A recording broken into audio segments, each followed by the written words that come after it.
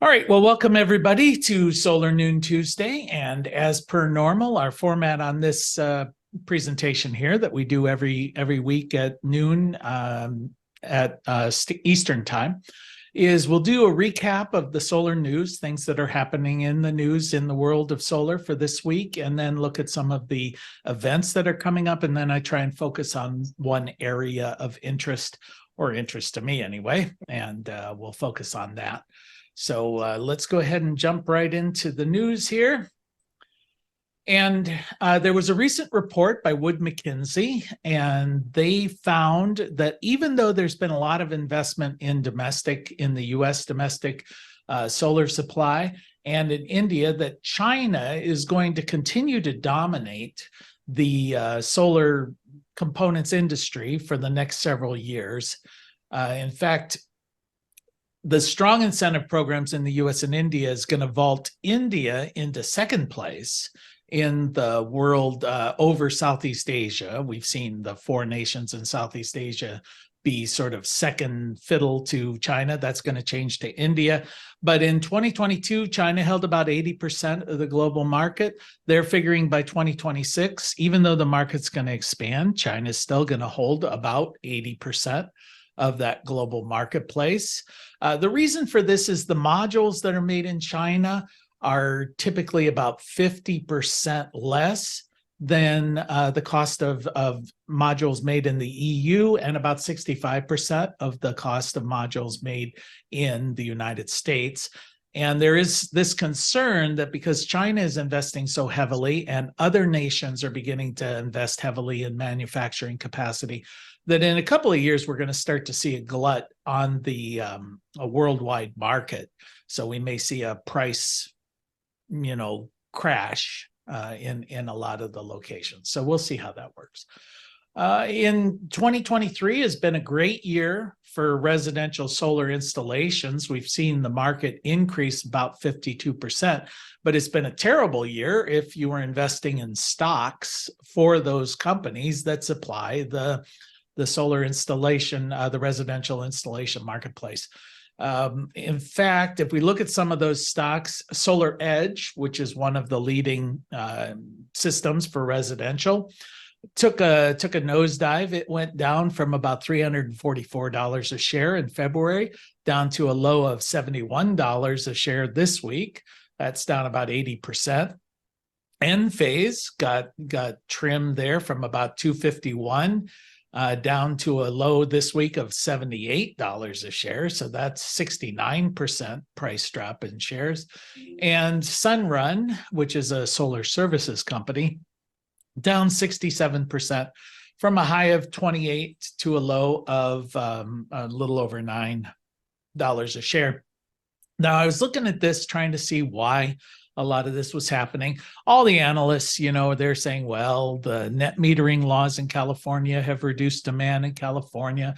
There was a big surge of demand after Russia invaded Ukraine, and that's fallen off a bit in the EU. I was kind of looking this over. I think it's all nonsense. I think they don't really understand the marketplace. There's a lot of herd mentality. What we see is some of these companies are kind of mismanaged. Sunrun was just sued for fudging their books, so that's not a good thing. And we'll see how that plays. SolarEdge, we've talked about in these discussions here that they've had some reliability issues.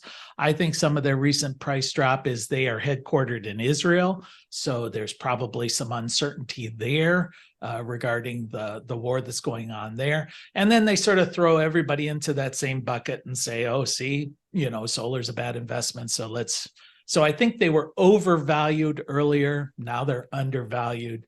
But who am I to know? Every time I buy a stock, it goes down. So let's just assume that I'm wrong. And anyway, that's the market. I just found it interesting that things are going so well as a whole, but individual stocks are taking a beating. Longi just announced record efficiencies for a tandem solar panel. They just reported efficiencies of 33.9%. And the interesting part of this is that This, for the first time in a tandem panel, surpasses the Shockley quasar theoretical limit for efficiency in a solar panel. Now, that limit is for a single cell, a single gap. With the tandem systems, they're kind of putting two of those, so they make it more efficient. Some of these panels they've tested with 6, 8, 12. They've gotten more efficient.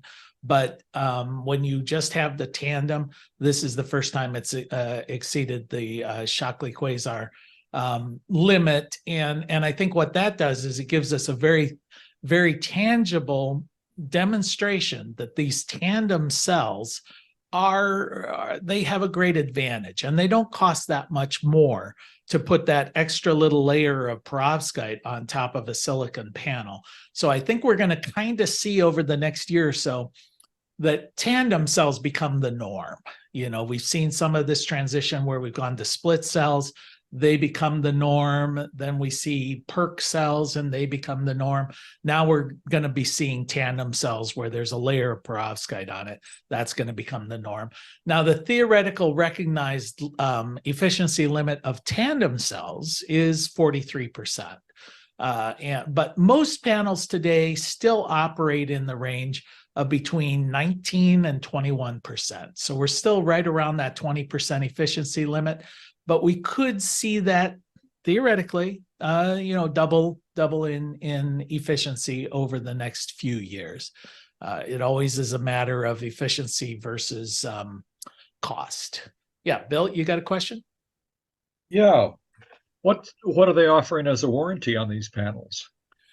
Oh, I think that the ones this is just in the lab still. Yeah, this is a lab. This one's not available. Most of these panels, though, when they do come to market, they're in the 25-year warranty. Some of them are even pushing up to 30-year warranty now. Of course, there's the two different warranties. There's the one on workmanship, and then there's the one on performance. So, but you can't buy these panels right now. So, all right, Forbes just did a survey of homeowners who installed solar on their homes, and it was kind of interesting. The folks, basically about 90%, said if they had it to do over, they'd do it all over. So there's a lot of satisfaction with solar that's been installed on the homes. If about 82% said that they would recommend solar to their friends, 67% said they plan on expanding in the future. Some of the reasons given for putting solar on your home, the number one reason was energy independence, this ability to survive whatever comes, 73%. Cost savings, major motivation, 2/3 cost savings. Current government incentive program levels, it's like now's the time to install because these incentives are in place. And only about half the folks cited environmental concerns, that it was good for the environment, as a reason for putting solar on the home. So if you're out there selling, clearly, we've always been of this kind of perspective of this is the right thing to do. We're saving the planet. We're doing all of these kind of things. The buyers aren't they're slightly motivated, but mostly it's cost savings and independent. It's self-interest. That's what folks are looking at. The offshore wind industry doing pretty badly at the moment. There are a lot of headwind. I shouldn't say that. That was unintended. Anyway, there's a lot of problems in that industry. It's struggling. They're plagued with supply chain issues. Apparently, there have been a lot of design flaws in these systems, and higher interest rates. I think that's the big thing that's hitting them pretty hard. So the rising costs are causing a lot of these offshore wind projects to be canceled. Despite what former President Trump says about wind turbines killing whales off the coast of New Jersey, there are no wind turbines off the coast of New Jersey. So there just aren't. So there was a project planned for off the coast of New Jersey.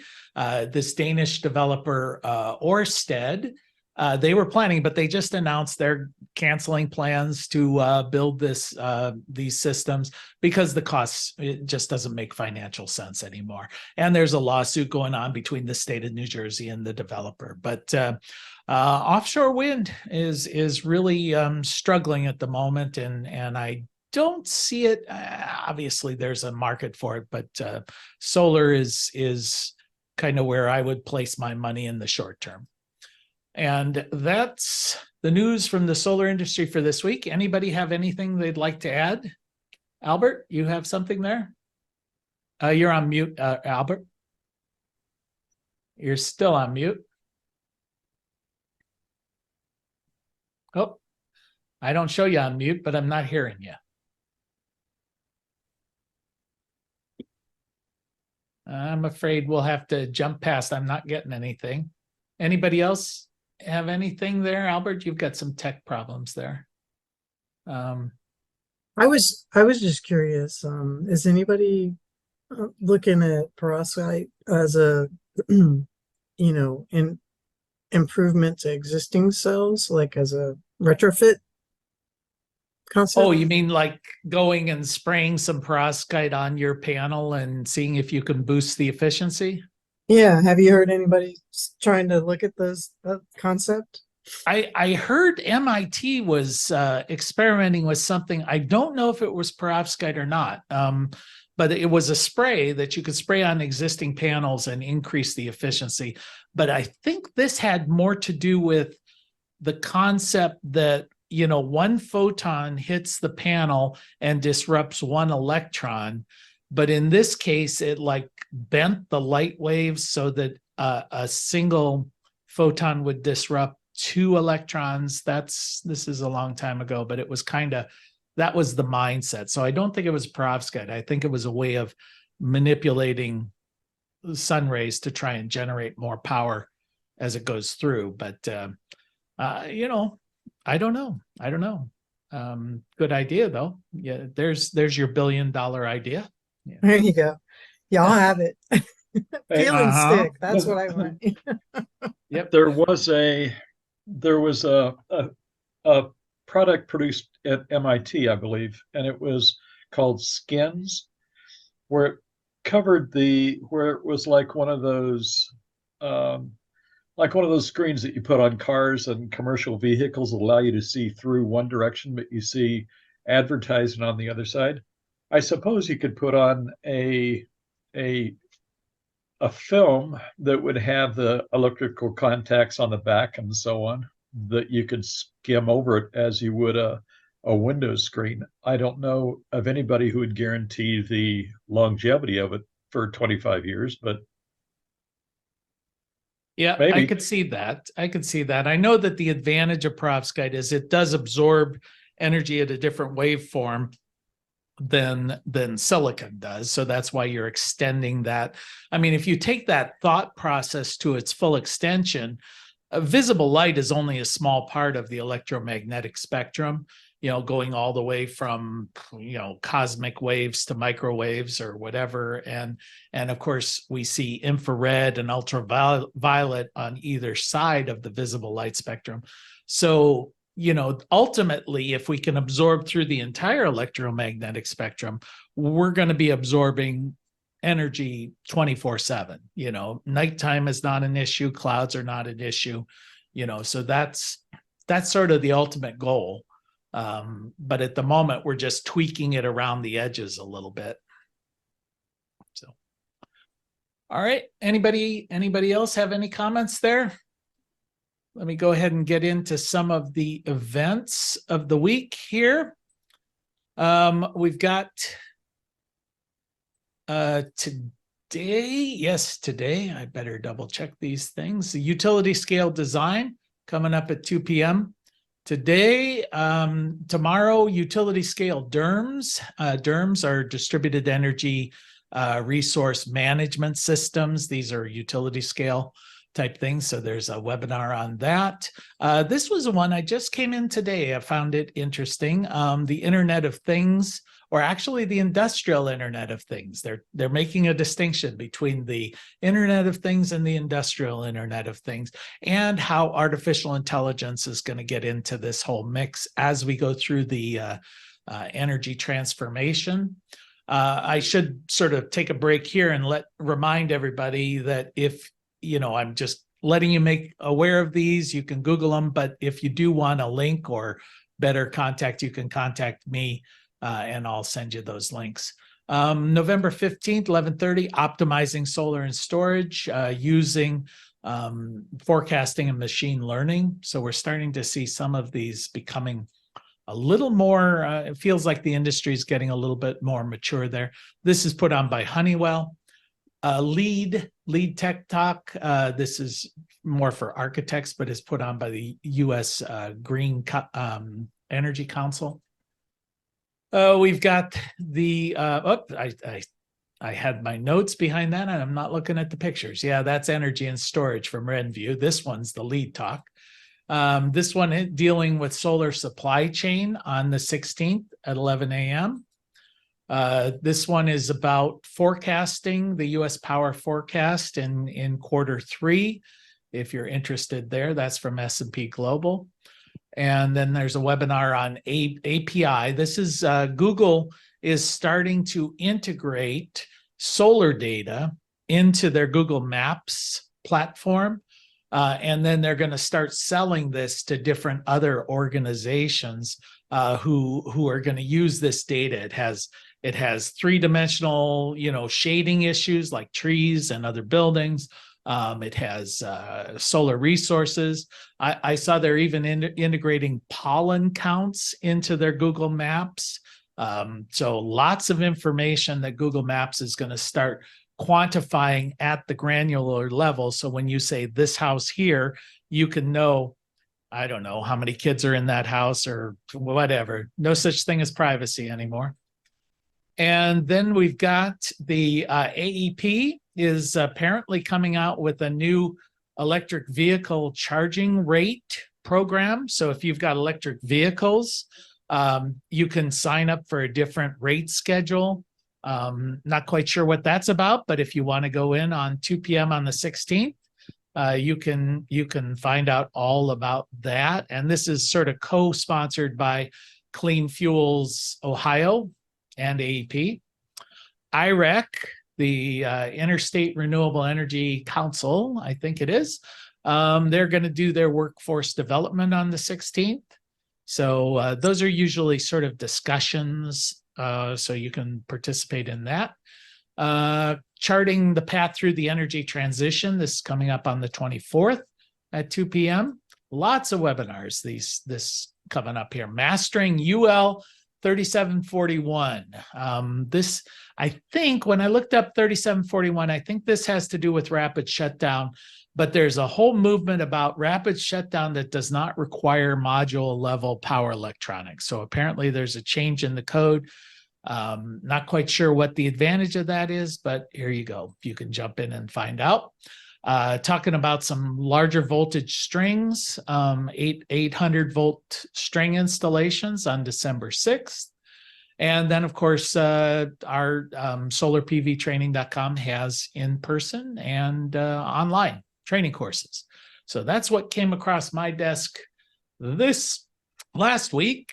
Anybody else have any events they want to share with the world? I'll let you have just a second here. Okie doke. I'll try and keep an eye in case somebody pops up with something they just remembered. I was trying to think about what topic to discuss here this week. And I spent a few days last week at the Ohio Energy Conference. This is an annual event. This is the third one. And I found it to be a really, really good conference. And I just wanted to share some of my impressions here. And that's kind of really all they are.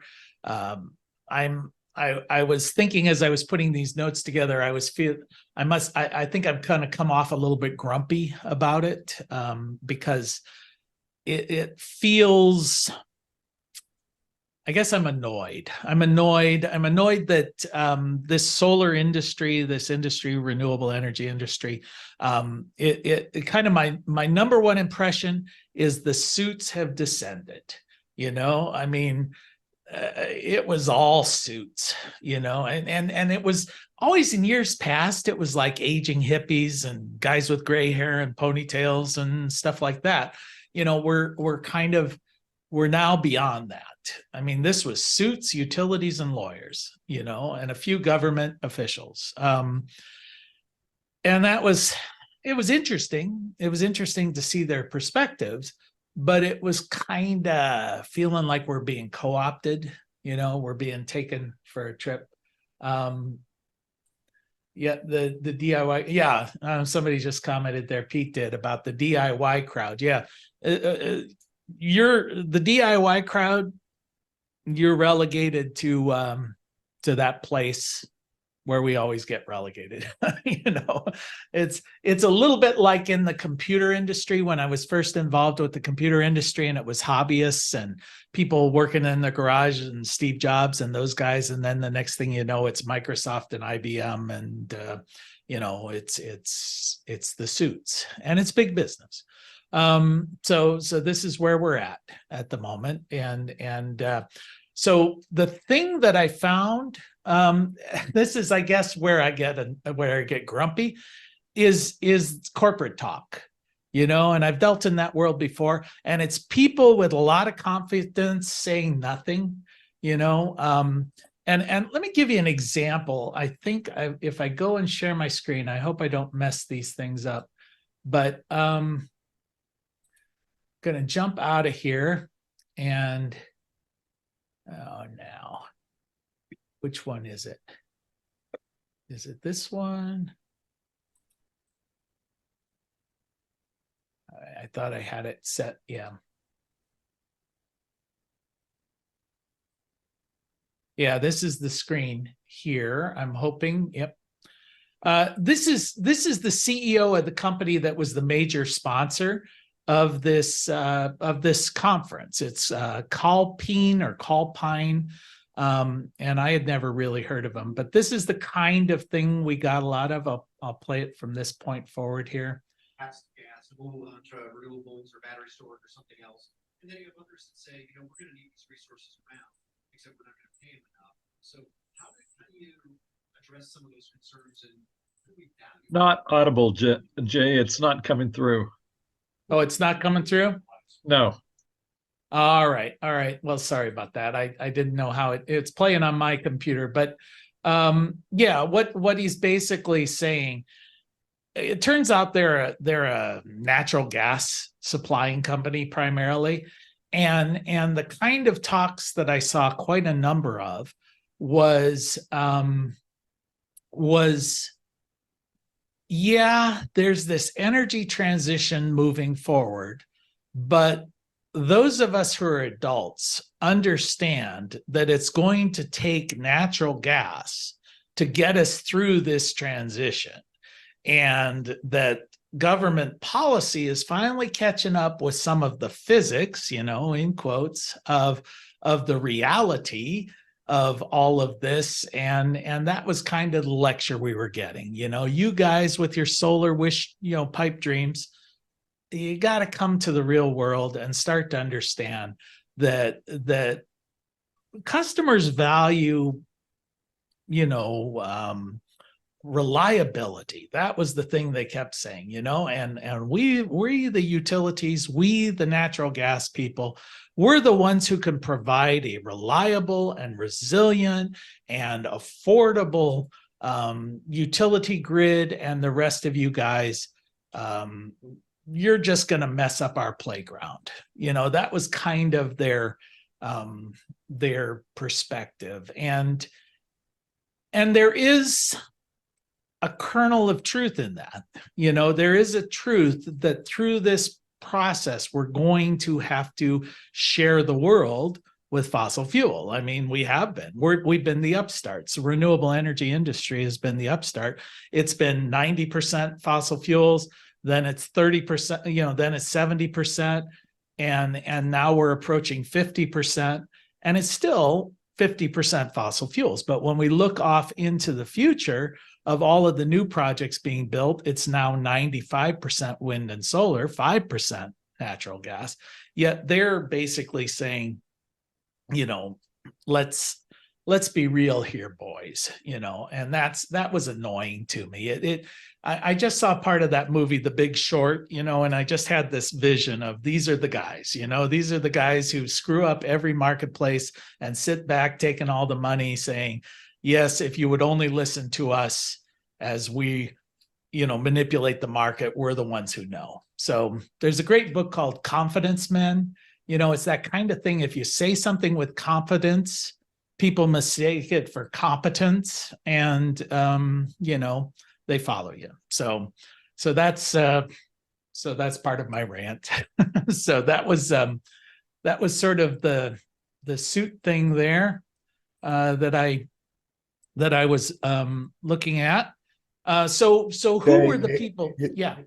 Do you hear the same thing when you hear Republicans say that natural gas is green energy, and you know they're repeating the same talking points, and then legislating based on it. Yeah, and it always comes back to, you know, I mean, some people, it's usually financial motivation. I mean, that's where a lot of these things come from.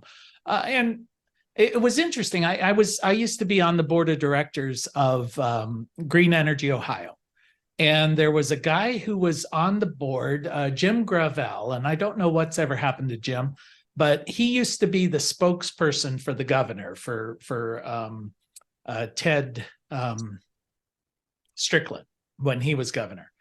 And we were getting inundated years ago with all the natural gas people coming in saying it was green and it was good and we should be embracing it, and yeah, coal's bad, sure, coal's bad, but we're good, and that kind of thing. And I just remember in a meeting Jim sort of standing up and saying, listen, I'm on the board of Green Energy Ohio, not Greener Energy Ohio, you know, so you may be better than them, but you're still not good. And I was like, yeah, I'm glad, I like this guy. So anyway, yeah, it's you know, you gotta take everything with a grain of salt.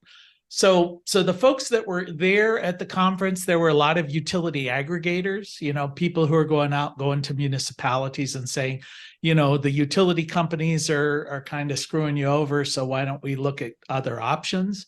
You know, so that's all good, but there were several of them and they seemed not to like each other. So that was kind of funny. Okay. Yes. And then there were training companies, you know, myself, some universities, even the K through 12s trying to figure out how to train people on energy issues. And natural gas, man, natural gas was like everywhere in this conference. And I found it interesting, big agriculture was there. There was like the National Soybean Council, the National Corn Council, all touting ethanol and biodiesel and how that's all gonna do whatever it is they're gonna do. And EV charging stations, talked to some of those guys.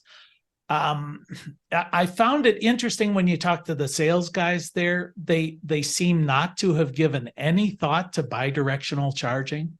You know, even it's almost like all the sales guys have no technical background at all.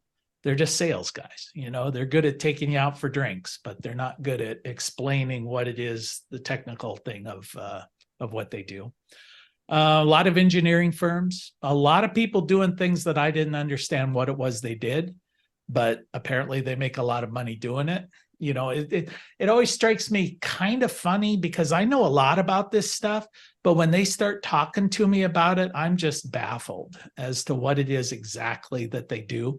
So at that point, I figure I don't know, they're not for me. A lot of utility scale installers. Yeah, Albert, you got a question? Did I fix my microphone? Can you hear me? You sure did. I can hear you loud and clear. All right. Let me. I'm a small businessman here in Dallas, Texas, and I'm. This is the first time on this forum, and I'm just overwhelmed by everything that you know. But although I feel like I know you personally, I've been studying one of your online courses now for about 6 weeks. And so when I see your face in real life, I realize I know this guy. Okay, I'm all going- right. Very, very, very quick question. You said that China has some great prices. Is it possible for me to buy a small amount of panels, let's say, or batteries directly from Alibaba? No. Well, you can, but not legally. You know, there is an import tariff on Chinese-made solar panels in the United States. So they've tacked on about 25% tariff. So you're supposed to, so even though the panels are much cheaper, you're going to get penalized when you try and buy them here in the US. In fact, at this conference, I was just talking to a distributor here in the US whose headquarters is in Mexico. And she was explaining how the price that they get for panels down there in Mexico and other equipment is so cheap compared to the cost of the panels that they get here in the US. I think she said they were paying 18 cents a watt for panels down in Mexico. But of course, there's prohibition on bringing those into the United States without paying the tariff. But there's another thing too that causes even more problems there is there's this law, I forget the exact term, but it has to do with things that are sourced from the Uyghur district in China, because the government has found that they use slave labor in China in this Uyghur district, and you can get some severe penalties if you happen to bring in product that is from that district. And it's kind of unclear whether it's assembled there or whether you're using silicon that was mined there. So basically everybody just says, let's stay away from Chinese panels here in the US because I don't want to go to jail and I don't want to pay all of these fines. So what China's doing is, because they lost the US market, they're dumping them elsewhere. So Mexico, South America, Africa, even into Europe, they're getting some pretty great prices because these things are getting dumped off. So good for them, not so good for us. But if you do buy American-made products now, there is an extra 10% tax incentive if you use American-made products as part of the Inflation Reduction Act. But will that offset the difference in cost of the product? I mean, obviously, if it's 65% cheaper to buy a Chinese panel, 10% is not going to do you a whole lot of good. So the reality is U.S. policy is going to artificially inflate, compared to the rest of the world, the cost of solar installations for a little bit, for a while. Thank you. That's very, very, very, very, very, very interesting. Do you think that that's going to change anytime soon, or is that a permanent fixture in the horizon? I would say that at least under the Biden administration, the goal is, let's sever our dependence on China and this addiction to cheap product from China, at least in the solar industry, and let's build our domestic supply chain. Even if that makes costs a little bit higher, we're going to incentivize you through some other programs. And I think, I don't disagree with that policy, because we did see a lot of problems with supply chain issues during COVID. And it would be good to have a robust domestic supply chain, but it's going to mean that the costs are a little bit higher. I don't see that changing in the next few years. So, Right. All right. Any other questions on that? See, I was, yep. Albert, you had something else? Yeah, just a quick comment. How about importing from, let's say, Germany? Is that still a problem? No, that's not a problem. There are no import tariffs or anything like that from Germany, although the German costs are going to be kind of comparable to the US costs as far as product. It really is just China. And what China did as a result of that, because there were penalties on Chinese products, they moved a lot of their production facilities to Cambodia, Vietnam, Malaysia, and Thailand. So those four nations became large producers of solar products. Well, then there was a lawsuit that was filed, and they basically the Commerce Department ruled last year, those are effectively Chinese panels. We don't care what you call them; they're still Chinese. So so those four countries plus China, those are the ones that you got to watch out for, which represented like 85% of all the panels in the U.S. So it was a big deal. And the penalties associated with it were as much as 200% of the cost of the panel. So it really caused a disruption last year. We're kind of through a lot of that, but supply chains are now moving domestically. Got it. All right. Yeah, there were, let's see who else. Oh, heavy equipment. Found some interesting people on heavy equipment, lifts, cranes, things like that. This is really credit union. I did get a good contact there. We've talked about financing for systems, and there is now this company. It's Solar Energy Credit Union, and I've got her card there. I won't find it in that stack. But so if you're looking to finance your systems, they seem like a good place to go. I just sent a note off to ETA, the Electronic Technicians Association, to try and see that anyone who is certified can also be part of this credit union. It's like an affiliated kind of link in to the credit union. So we'll get that organized. But I think that's just a nice thing. They seem like super nice people, and they're going to finance at a reasonable cost. And then there were a lot of government folks wandering around who have been given big pots of money, and they don't quite understand what they're giving it for. So they were going, gosh, I've got $1 billion to hand out, and I don't even understand what solar is. So, and there were a lot of lawyers standing around going, yeah, we'll take your money. So, so somebody just asked what the credit union name was, and I knew I would have to find that. It's in my whole stack of cards here. I'll try and get that, but of course it's in the very bottom somewhere. Anyway, I'll find that and post it in here with the video. All right. Is that the Clean Energy Credit Union out of Colorado? Yes, that's the one. That is the one.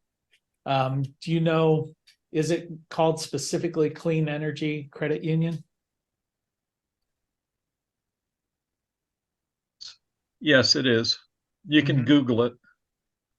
Yeah, if you're a member of ACES or soon ETA, you've got to be a member somehow. You got to tie in with a member organization to get it. But yeah, they're, like I said, super nice folks. There was no hidden agenda. Yeah. I just put the link. Yeah. I joined SUN, SUN, Solar United Neighbors, for free, and that made me eligible to borrow through the credit union. That's how I got. Yeah, that's right. They did mention that Solar United Neighbors, SUN, was the one. Yeah. Here we are. It's sitting right in front of me. Yeah, Clean Energy Credit Union. And it's at cleanenergycu.org. So if you look that up on their website, cleanenergycu.org. All right, so those were some of the folks that were there. And then what did a lot of the sessions focus on? It is primarily an educational event. And I found for me anyway, the real value of this particular conference was not in the sessions. In fact, I found the sessions a little bit disappointing, only because they were not focused on the area I was interested in.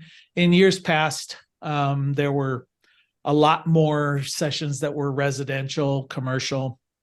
This was all the big boys. This was utility scale, government policy, things like that. A repeated message I saw was that natural gas is good. The analogy, and they were kind of clever about this. The analogy they used is they basically used the debt analogy, saying, listen, if you're in debt, you might have a mortgage that has 7% interest, a student loan that has 8% interest, credit card debt that has 18% interest, and payday loans that have 30% interest. Well, which ones are you going to pay off first? You're going to pay off the payday loans. Then you're going to pay off your credit cards. Well, natural gas is like your student loan. You know, it's, yeah, you want to pay it off eventually, but it's going to be a very low priority compared to these other things. And so that was kind of where that was coming from. Corporations are good. I heard a lot of CEOs telling us about how, you know, they always have our best interests at heart, which was glad to hear, you know, because I haven't seen that in the past. So I guess there's been a conversion on the road to Damascus for all of these rich CEOs. There was a thing about energy procurement, a lot of things about how you get your energy, where you get your energy, that kind of thing. Brownfield redevelopment, energy in the healthcare industry. These are things that you know, there was some on alternative. How do you do demand and supply side management? You know, nothing if you're like a residential person, nothing, in fact, on residential. How to get money from the government. That's always good. You know, how to take advantage of the IRA. Energy storage. Something on public sector leadership. I tried to find out how the government is leading the way. I came away a little less than convinced. Fleet management, future of nuclear energy. There's always folks who are touting about how nuclear is the next great thing. And in my experience, nuclear has always just been something that chases grant money. And diversity. And I know I'm going to get myself in trouble with this, but these conferences are always the things where the only 3 Black people you see at the conference are there to speak about how diversity is important within the industry, and they're put up on stage. And I'm like, you know what, if you're really wanting to tout diversity, how about having a diverse audience? You know, I mean, instead of bringing out a couple of folks to tell us why diversity is important, you know. So that's how I'm about to be canceled worldwide for saying such a thing out loud. But you know, that's the reality. I also find, and like I told you, I was going to be grumpy on this a little bit, and I don't want to say that because it was a good conference, but I hate panel discussions. I hate them because you get these panel discussions and everybody introduces themselves and wants to tell why they're great. And then the session is more than half over, you know, so you don't get into any real meat and potatoes. And then periodically they'll look over at the person next to them and go, oh, could you explain again why you're great and why I'm great? And they go, yeah, okay, I'll say that again. And then you don't get into any real depth. So I don't like that. I would rather that they take an idea, have one person up there and really focus deeply on it. I just this morning started thinking about, well, what were the things I would like to see in a conference that wasn't there? And I would like to see them talk about, I mean, this is dramatic. Fossil fuels, they're dying. I mean, they are literally dying. We're in the post-fossil fuel economy. What does that mean to our society? What does it mean to our economy? You know, how do we take this thing out there? Talk about it realistically. What about the evolution of virtual power plants? You know, when we start aggregating electric vehicles as a power plant, what does that mean? What about virtual utilities, where companies like Apple or Google might develop themselves as the largest utilities in the country without owning any infrastructure? You know, essentially creating the utility of the future that looks like PayPal is to the banking industry, you know, without infrastructure, with just aggregating the power generation of a distributed system and reselling that excess. Instead of net metering, let's get away from net metering. Let's just take mine, put it in a marketplace and let other people buy it. That kind of thing. Residential energy in any form or fashion would have been nice to hear about. It doesn't, I mean, it is the biggest segment of the marketplace in employment, small in terms of, total install, but it still employs more people than anything else. The integration of artificial intelligence into these systems. What's that going to look like? How's that going to evolve? Bidirectional charging. How is that going to change the way we're looking at homes, businesses, the utility in general? That would be kind of nice. That's going to be a huge thing coming up. How utilities are trying to crush private ownership of renewables. Well, if your major sponsors are utilities, I don't know that you're going to put a session out there talking about how they're evil and they're trying to destroy the industry, but I'd attend it, and what kind of innovations and technologies are we seeing?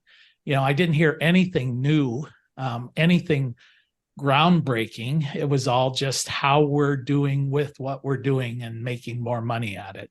Microgrids and the death of the traditional utility. What's that going to look at? And in that same thing, what about behind the meter utility scale solar, where these large users can basically create their own utility on their premise and not have to worry about interconnection issues and things like that.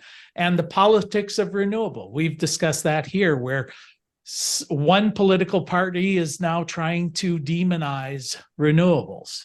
And what does that mean? And why is that happening? And what's behind it? And where's it going?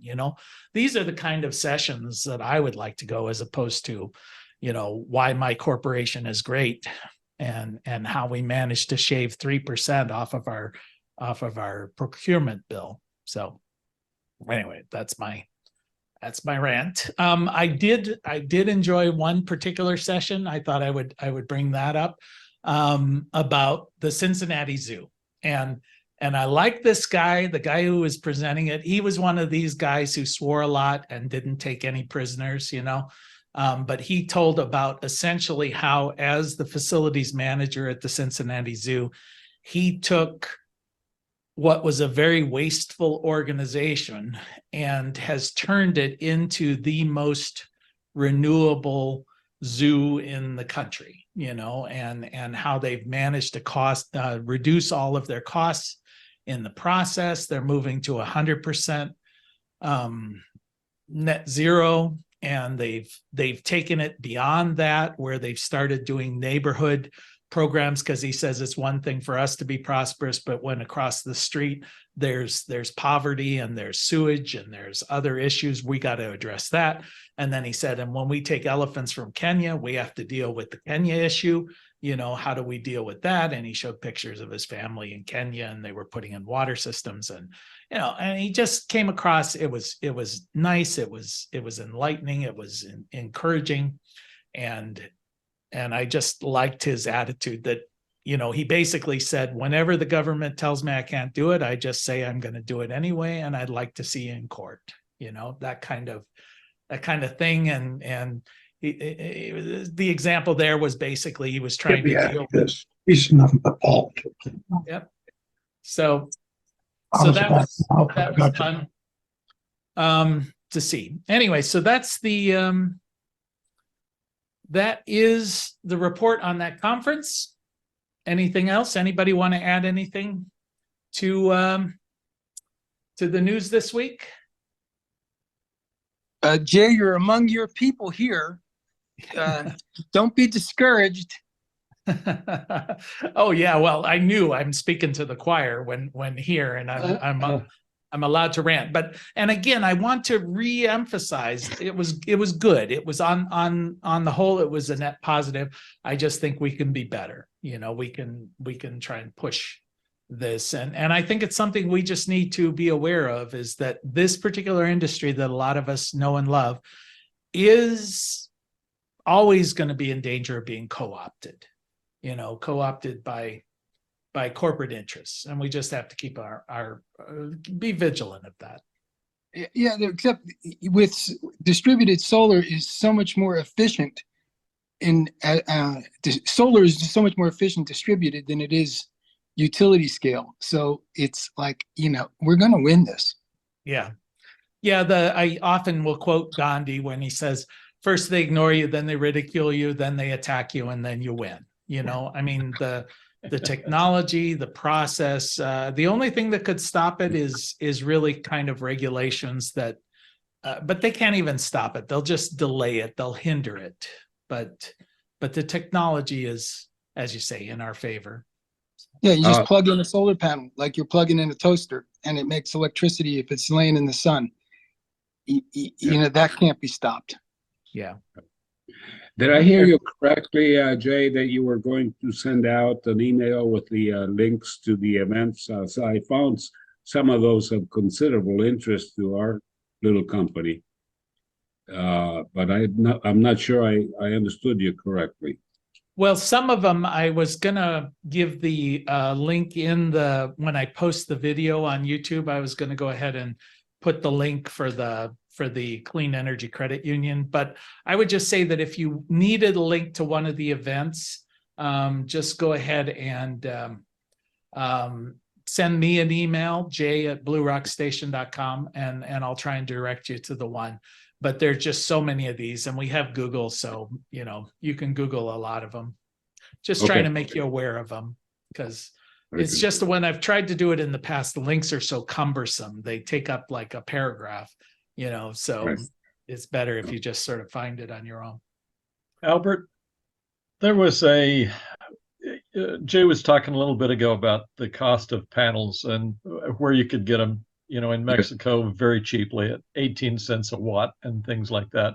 Right. But you really need to be aware that there are a lot of these companies that are bringing in panels that are, you know, no factory can produce panels for 18 cents a watt without sacrificing on quality somewhere. You know, you can get grade B diodes, or you can get thinner glass, you can get weaker frames, you can get, you know, there's a whole range of things that they can do to skimp and to make up the bottom line so that they're not losing money all the time.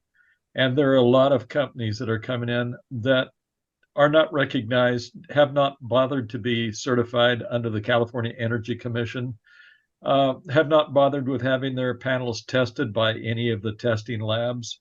You know, one of the places where people sacrifice is in the junction box on the back of the panel, and they are prone to failure. It's one of the steps in the manufacture where you can't mechanize that very easily. It's largely handwork, and so it really gets into the quality of the panels that you're buying. And there's a bottom point to where you really are dumping junk on the market. Right. No, I was speaking of tier one suppliers at 65% less money. Yeah. I wouldn't sacrifice quality, because that's at the end of the day will sink you. Yeah, no question. Yeah. Be aware also that the tier one is really just a matter. It's a rating system that rates the financial stability of the company, not necessarily the quality of the panels. Mm-hmm. That's true. Yep. Yeah, I think it's a Bloomberg rating. So, all right. Well, we're coming up on the time here. We've been 54 minutes on. So I think I'm going to just cut it off right here. And thank you guys for putting up with my rant. And I'll see you guys next week. All right. Take care. Thanks, Jay. Bye.